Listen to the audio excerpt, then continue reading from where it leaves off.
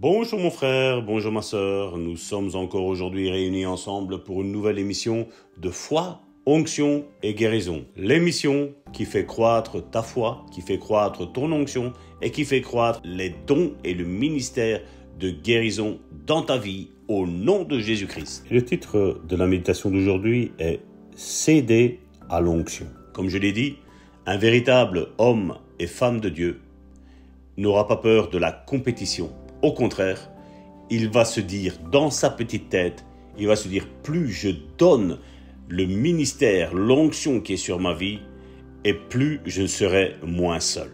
Oui, plus il y aura de personnes alentour de moi, et plus nous serons plus forts ensemble. Et c'est comme ça, mon frère, ma sœur, que nous reconnaissons les véritables ministères. Plus nous nous abandonnerons à l'Esprit de Dieu, et nous serons sous son contrôle, plus nous verrons des résultats. J'en suis pleinement convaincu. Il arrive que des démons se saisissent de personnes contre leur volonté et se manifestent au travers d'elles. Mais le Saint-Esprit n'agit pas ainsi. Ce n'est pas contre notre volonté qu'il prend place en nous. Alors, pour quelle raison ne cédons-nous pas davantage à l'Esprit de Dieu? J'ai une réponse personnelle. Quand il m'arrive d'entrer dans le domaine du surnaturel, je prends peur. Il ne s'agit pas de la peur que l'on éprouve à la vue d'un serpent, d'un cyclone ou d'un terrible accident imminent qui est en train d'arriver, mais d'une crainte respectueuse. Vous savez, la Bible nous dit que la crainte de l'Éternel est le commencement de la sagesse. En jetant un regard à l'intérieur de cette sphère, j'ai peur de ne pouvoir en revenir. Ce qui était arrivé à Enoch, il est allé si loin dans ce domaine qu'il y resta tout entier. J'ignore tout de cette expérience à ce propos, mais pénétrer dans le surnaturel et laisser derrière soi le naturel n'est pas ce qu'il y a de plus facile à réaliser. Et pourtant, si nous apprenons à céder à l'onction, à ne pas céder à la peur, nous serons témoins de grandes choses. Et c'est vrai, mon frère, ma sœur, que je le dis souvent, il y a prière et prière. Vous savez la petite prière que nous faisons quand des fois, je vous dis, ça m'arrive aussi de le faire, je ne suis pas en train de jeter la pierre à qui que ce soit, mais vous savez, il y a des moments où vous êtes fatigué et voilà, vous avez envie de soulager votre conscience en disant « Seigneur, et je vais prier ». Je ne le fais plus, je vous le dis, je vous avertis déjà, je ne le fais plus. Je fais ce que je crois être une conviction, et ce qui n'est pas sujet de conviction, je ne le fais pas, mon frère, ma sœur. Parce que j'ai appris que des fois, je soulageais ma conscience en disant « Voilà, il faut prier, voilà, il faut lire, voilà, il faut aller à l'église ». Non, je suis convaincu qu'il faut prier. Je suis convaincu qu'il faut lire la parole. Je suis convaincu qu'il faut aller à l'église. Et j'agis par conviction, parce que je sais que je vais en tirer un bénéfice. Et vous savez, quand je le dis bien souvent, quand je prie pour une personne, je ne prie pas terre à terre, je ne prie pas émotionnellement, je prie spirituellement. Et je vais vous dire une chose, mon frère et sœur. Quand tu pries terre à terre, tu peux prier des 4, 5, 6, 10 heures. Certains me l'ont dit, ils prient énormément. Seulement quand je regarde le fruit, mon frère, ma sœur, je me demande avec qui ils étaient en communion. Mais je vais vous dire une chose. Quand tu pries dans le spirituel, mon frère, ma sœur, je parle bien de spirituel. Je vais te dire, quand tu pries 1 heure dans le spirituel, tu en ressors épuisé. Pourquoi? C'est comme ça qu'on reconnaît, quand on prie spirituellement parlant. Et toutes ces prières où, dans nos milieux chrétiens, évangéliques, pentecôtistes et tout ce que vous voulez, quand certains me demandent de prier avec eux et que nous prions avec eux, tu les vois faire un cirque malheureusement. Je me dis, mais encore, ils ont encore du chemin à faire pour comprendre ces choses-là. Et bien souvent, quand tu essayes de leur dire, bien souvent, malheureusement, ils se froissent. Qu'est-ce qu'il faut faire? Leur dire, je me tais. Je préfère, comme l'apôtre Paul le dit, parler peu, mais parler bien. Voici le verset qui est là sous vos yeux. C'est ce qu'il veut dire. Parlons peu, mais parlons bien. Parlons peu, mais parlons en un concentré de paroles. Un homme reçut cet enseignement. ce fut Smith Wigglesworth. Je ne l'entendis jamais prêcher, et je ne le vis jamais exercer son ministère. J'aurais pu le rencontrer si j'avais disposé des informations nécessaires. En effet, au cours du dernier voyage qu'il effectua aux États-Unis en 1937, il vient à Dallas. Cette année-là, je recevais le baptême du Saint-Esprit et j'habitais à 50 km de cette ville du Texas. Mais j'ignorais qu'il tenait une série de 3 réunions. Je cite très fréquemment ses ouvrages. Et vous voyez, mon frère, ma sœur, vous voyez ce que je lis comme témoignage de ce pasteur? Lui-même a été inspiré par quelqu'un d'autre. Et on voit que l'onction se relâche de personne en personne. Moi, je vous lis son témoignage, et il a été utilisé, ce pasteur, puissamment dans la guérison, puissamment dans la révélation, puissamment dans la prophétie. Moi, je vous le relâche. Qu'est-ce qui est en train de se passer? L'onction qu'il y avait sur Smith Wigglesworth, qui a été transmise à ce pasteur, qui est transmise par mon entremise qui suis en train de vous parler, mon frère, ma sœur. Et toi qui écoutes, mon frère, ma sœur, cette onction de foi, de guérison, d'onction se transmet dans ta vie. Toi, tu vas en parler à tes enfants, tu vas en parler à ton père, à ta mère, à tes oncles, à tes tantes, à tes frères, à tes voisins, à tes collègues. Cette onction va se transmettre. Elle va se transmettre et elle va se multiplier, mon frère, ma sœur. Elle va se multiplier, mon frère, ma sœur. Et chaque fois que tu partages, mon frère, ma sœur, à d'autres, que tu connais peut-être à peine, tu partages. Tu vas en être au bénéfice, mon frère, ma sœur. Tu vas avoir des bénéfices, mon frère, ma sœur. D'ailleurs, ce pasteur citait énormément Smith Wigglesworth. Pourquoi? Parce que je vous le dis, dans le livre que je vous ai montré hier, c'était l'apôtre de la foi. Il n'y a pas eu de grand homme comme celui-là. Et nous devons nous attacher à ce qu'il a fait. Nous devons avoir et atteindre ce niveau de foi. Je peux comprendre, mon frère, ma sœur, qu'on dise, voilà, je n'arriverai jamais à la stature de Jésus, malgré que Jésus a dit qu'on fera des choses encore plus grandes que lui. Mais là, ici, nous avons l'apôtre de la foi, Smith Wigglesworth, qui fait partie quasiment de notre siècle. Il y est arrivé. Pourquoi tu ne devrais pas y arriver, mon frère, ma sœur? Pourquoi?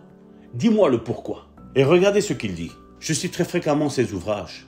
Une personne m'interrogea un jour sur son livre intitulé « Une foi toujours grandissante ». Comprenez-vous ce qu'il est écrit? Oui, bien sûr, je le comprends, répondis-je. Je parle mon langage. Un pasteur déclara « J'ai lu ce livre 5 fois et je n'ai pas encore compris de quoi il parle. Il est difficile quelquefois de comprendre ce texte si l'on n'a pas pénétré dans ce domaine. » Un vieux pasteur de Californie me dit avoir entendu prêcher Smith Wigglesworth dans le sud de ce même État. Et il me raconta ce qu'il avait vu en ces termes. Lorsqu'il commençait sa réunion, il était parfois incompréhensible. Il s'embrouilla. Puis l'Esprit de Dieu descendait sur lui et enflammait l'auditoire tout entier. C'était visible. L'expression de son visage changeait et les paroles coulaient de sa bouche tout simplement. On aurait dit qu'il avait été changé en un autre homme. Wigglesworth était allé travailler à l'usine à l'âge de 6 ans. À cette époque, l'Angleterre n'avait pas de loi relative au travail des enfants. Pour cette raison, il n'est pas allé en classe un seul jour de toute sa vie. Sa femme lui a appris à lire. Je me rappelle de Donald J. Je l'entendis prêcher lors du séjour qu'il fit aux États-Unis en 1939 et il évoqua lui aussi Smith Wigglesworth. À cette époque, Wigglesworth n'était membre d'aucun groupe de pentecôtistes. Mais il prêchait pour tous. Et Donald J. dit: le frère Wigglesworth prêchait tous les ans à notre convention générale. Nous voulions que les jeunes pasteurs soient au bénéfice de son onction prophétique, pour qu'ils puissent apprendre à suivre l'Esprit de Dieu. Wigglesworth prit encore la parole dans l'une de ses conventions en 1947, tout juste quelques semaines avant de partir auprès du Seigneur, à l'âge de 87 ans.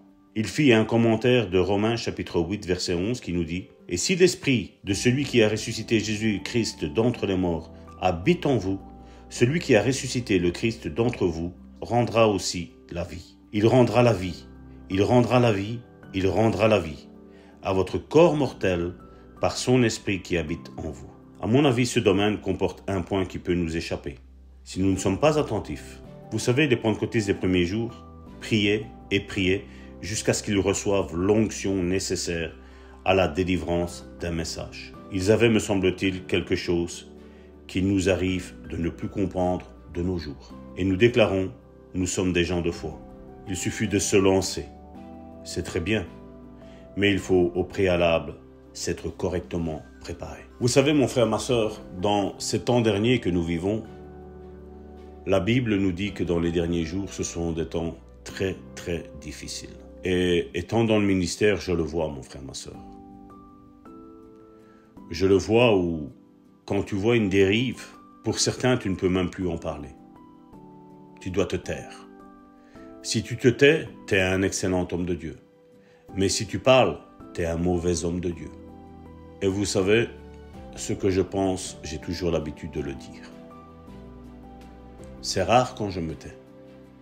Parce que vous savez, regardez mes frères et mes sœurs ce que Ézéchiel chapitre 33 nous dit. Dans Ézéchiel chapitre 3, il était dit exactement la même chose.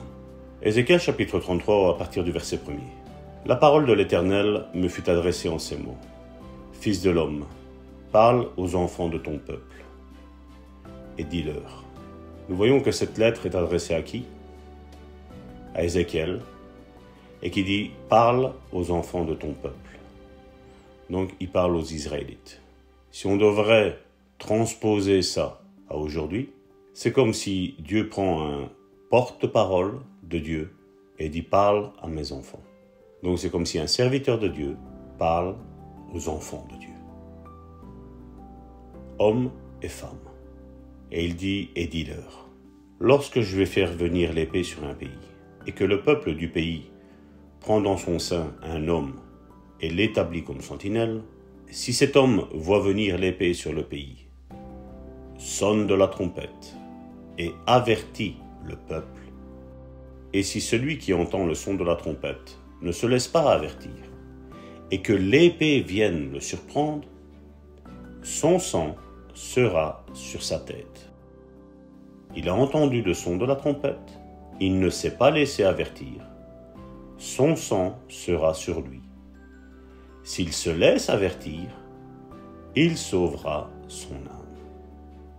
Si la sentinelle voit venir l'épée et ne sonne pas de la trompette, si le peuple n'est pas averti et que l'épée vienne enlever à quelqu'un la vie, celui-ci périra à cause de son iniquité, mais je redemanderai son sang à la sentinelle. Et toi, fils de l'homme, je t'ai établi comme sentinelle sur la maison d'Israël. Tu dois écouter la parole qui sort de ma bouche et les avertir de ma part. Quand je dis aux méchants, méchant tu mourras, si tu ne parles pas pour détourner le méchant de sa voie, ce méchant mourra dans son iniquité et je te redemanderai son sang. Mais si tu avertis le méchant pour le détourner de sa voie et qu'il ne s'en détourne pas, il mourra dans son iniquité et toi, tu sauveras ton âme. Et toi, fils de l'homme, dis à la maison d'Israël, vous dites, nos transgressions et nos péchés sont sur nous. C'est à cause d'eux que nous sommes frappés de langueur. Comment pourrions-nous vivre? Dis-leur, je suis vivant, dit le Seigneur l'Éternel. Ce que je désire, ce n'est pas que le méchant meure, c'est qu'il change de conduite et qu'il vive. Revenez, revenez de votre mauvaise voie. Et pourquoi mourriez-vous, maison d'Israël? Et toi, fils de l'homme, dis aux enfants de ton peuple, la justice du juste ne le sauvera pas au jour de sa transgression, et le méchant ne tombera pas par sa méchanceté, le jour où il s'en détournera. De même que le juste ne pourra pas vivre par sa justice au jour de sa transgression, lorsque je dis au juste qu'il vivra, s'il se confie dans sa justice et commette l'iniquité, toute sa justice sera oubliée, et il mourra à cause de l'iniquité qu'il a commise. Lorsque je dis au méchant, tu mourras, s'il revient de son péché et pratique la droiture et la justice, s'il rend le gage, s'il restitue ce qu'il a ravi, s'il suit les préceptes qui donnent la vie, sans commettre l'iniquité, il vivra, il ne mourra pas. Tous les péchés qu'il a commis seront oubliés. S'il pratique la droiture et la justice, il vivra. Les enfants de ton peuple disent, la voie du Seigneur n'est pas droite. C'est leur voie qui n'est pas droite. Si le juste se détourne de sa justice et commet l'iniquité, il mourra à cause de cela. Si le méchant revient de sa méchanceté et pratique la droiture et la justice, il vivra à cause de cela. Vous dites, la voie du Seigneur n'est pas droite. Je vous jugerai chacun selon ses voies, maison d'Israël. Voilà, mon frère, ma sœur, ce que exactement la parole de Dieu nous dit. Et certains pourront me dire, oh, mais Salvatore, ça c'est l'Ancien Testament. Quel était le message que Jésus a prêché?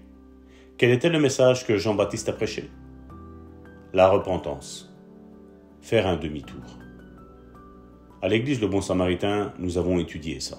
Et je vous invite à visiter notre site internet et à regarder aux dates qui sont là. Qu'est-ce que être en Christ?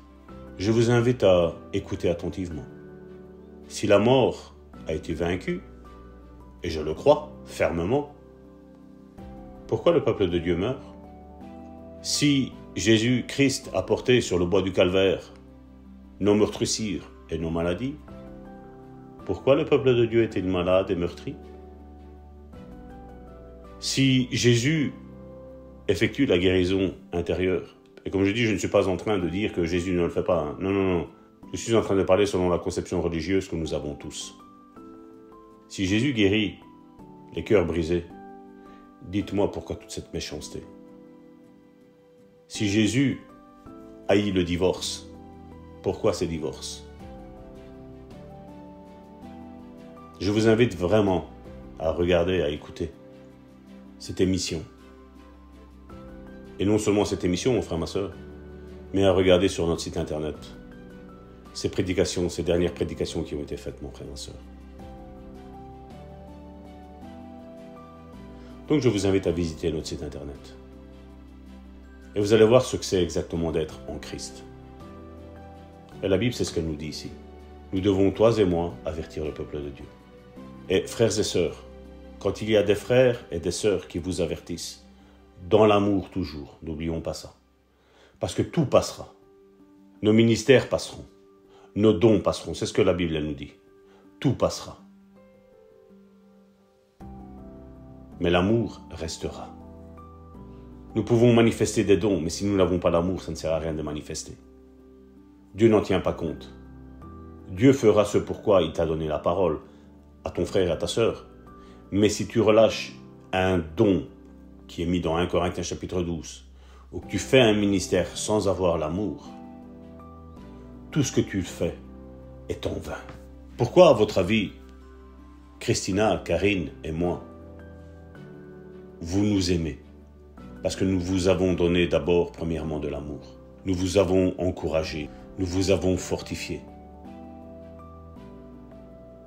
Pourquoi? Parce que nous avons compris que nous pouvons tout faire. Mais si nous n'avons pas l'amour, nous ne sommes rien.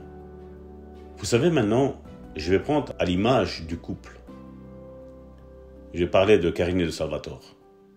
Imaginons qu'une femme vienne vers moi pour essayer de me séduire. Comment croyez-vous que Karine va réagir? Karine qui est pleine d'amour, pleine de compassion. Karine qui est une femme de Dieu. Comment va-t-elle réagir? Je suis son mari. Je suis sa propriété. Comme la Bible me dit, mon corps ne m'appartient pas à moi, mais il appartient à mon épouse. La même chose, son corps ne lui appartient pas, il m'appartient. Parce que nous sommes mari et femme. Mais elle va m'avertir. Elle va me dire, attention Salvatore, cette femme est là pour te séduire. Cette femme est là pour te tromper. Parce qu'elle-même, elle va me le dire. Et la même chose, mon frère, ma sœur.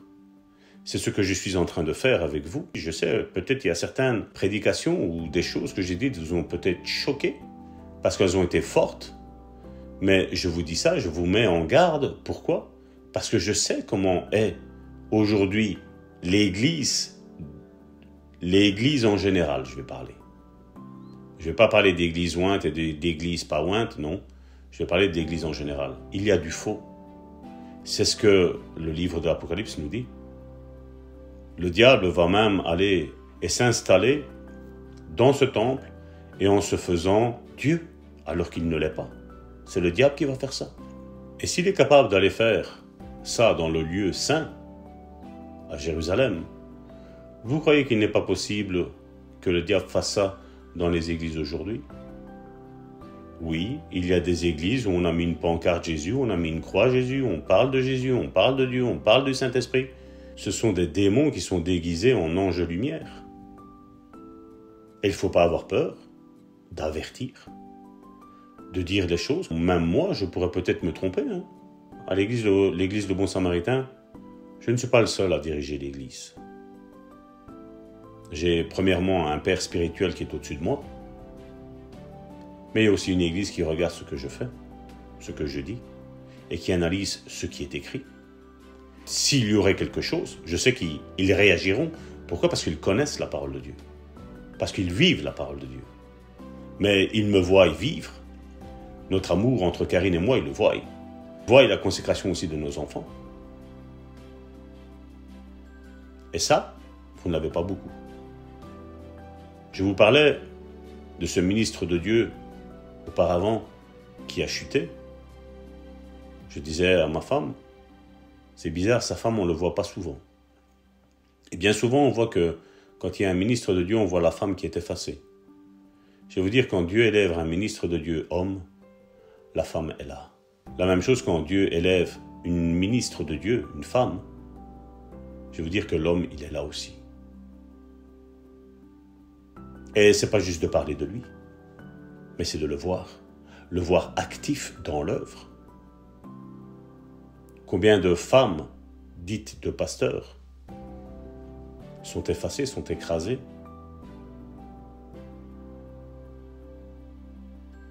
J'ai connu ça. Et je vais vous dire, je connais ça encore aujourd'hui. Je sais qu'il y a certaines femmes de pasteurs qui nous écoutent, qui nous suivent. Leur mari est pasteur, mais elles ne voient pas en lui un pasteur. Elles savent ce qu'il se passe à la maison. Elles savent ce qu'il se passe quand la porte est fermée.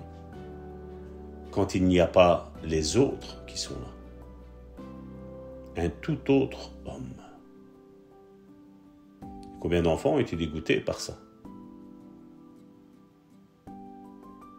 Nous devons faire attention. La Bible nous dit bien que si quelqu'un aspire à la charge d'évêque, et regardez ce qu'il est mis là, comment il doit être. Ça défile sous vos yeux.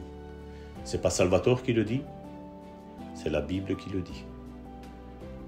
Bien souvent, ne venez pas me dire que ça c'était pour un temps et que maintenant on peut tout faire. Je vais vous dire, j'ai une onction pastorale sur ma tête quand je suis à l'église, quand je dois aider un frère et une sœur.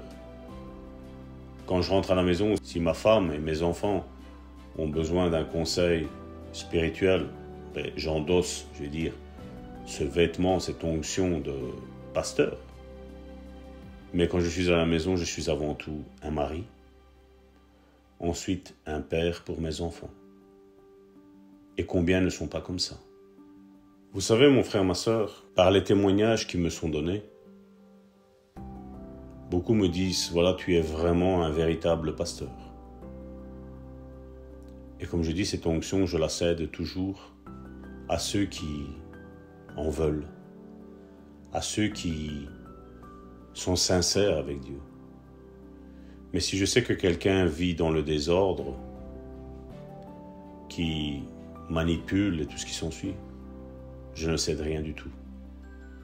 Parce que l'homme dont vous entendez la voix aujourd'hui sait, connaît, a subi l'attaque de gourous, de pasteurs qui se disent pasteurs mais qui ne sont pas pasteurs. Vous ne pourrez jamais imaginer. Seuls ceux qui ont passé par ce que j'ai passé peuvent comprendre. Mais j'ai été mis plus bas que terre. J'ai été insulté, calomnié. Des mensonges ont été dits à mon propos. Beaucoup ont suivi, je ne vous dis pas le contraire. Parce que le mensonge a été bien trafiqué. Et vous savez, quand je regarde, c'est malheureux de parler comme ça. Quand je regarde ce qu'est leur vie aujourd'hui, je me dis, s'ils auraient reconnu le vrai du faux, ils n'en seraient pas où ce qu'ils en sont aujourd'hui. C'est malheureux, mon frère, ma soeur. Et oui, comme Jésus, je n'ai pas ouvert la bouche. Je me suis tu. On m'a amené à l'abattoir. Mais comme Jésus, j'ai fermé ma bouche. Bien qu'ils étaient bénis, chaque fois que j'avais le micro en main, ils ont tout oublié. Moi aussi, je vais vous dire sincèrement, j'ai oublié. Je vous en parle ici pour vous dire un petit peu comment une onction est cédée. Et on voit que selon l'onction qu'on acquiert, on en tirera des bénéfices. Si c'est avec une bonne onction qu'on suit. Si c'est la bonne onction qu'on suit, mon frère, ma soeur. Mais si c'est la mauvaise onction qu'on suit, mon frère, ma soeur, beaucoup m'ont dit, ah, si on aurait su, on t'aurait suivi. C'est un choix. C'est un choix qu'il faut faire, mon frère, ma soeur. C'est un choix. Beaucoup me le disent, beaucoup me téléphonent. Mais c'est ce que je dis, à un moment donné, il faut faire un choix. Comme Élie le disait, si Dieu est Dieu, suivez Dieu. Mais si Baal est Dieu, suivez-le. Il fait arrêter de clocher tantôt à gauche, tantôt à droite. Suivez ce que votre cœur vous dicte et pas ce que vos émotions vous dictent.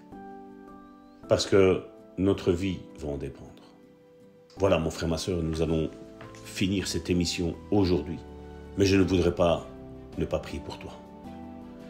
Père, je te prie pour ce cœur qui a été meurtri. Je te prie pour ces frères et sœurs qui comprennent ce que j'ai dit.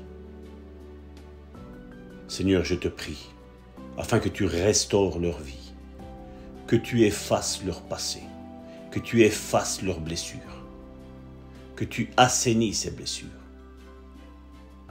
Père, je te prie qu'aujourd'hui, ils prennent la ferme décision de te suivre.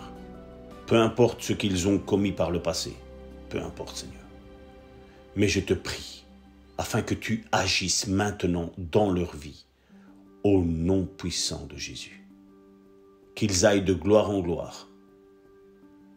Seigneur, ceux pour lesquels tu as appelé, ceux pour lesquels ils n'ont pas de père et de mère spirituelle, je te prie pour eux, afin que tu déverses l'onction sur leur vie, et que tu agisses puissamment au nom de Jésus-Christ. Merci pour tout, Père, parce que tu es digne de recevoir la louange, la gloire et l'honneur. Toi seul es digne, personne n'est digne, Seigneur. Digne est l'agneau immolé. Saint-Esprit, agis par les 4 points cardinaux. Répands ton esprit, agis au travers le monde, et que les véritables ministères se lèvent. Que nous ne nous associons pas au faux, mais que nous nous associons à toi, Saint-Esprit. Nous avons vu que nous sommes comme des sentinelles et que nous devons veiller, nous devons faire attention. Nous devons dire les choses comme elles doivent être dites, Seigneur, avec amour, avec passion, avec zèle, au nom de Jésus. Soyez bénis, mes frères et mes sœurs, et je vous dis à la prochaine pour une nouvelle émission, au nom de Jésus-Christ de Nazareth. Soyez bénis.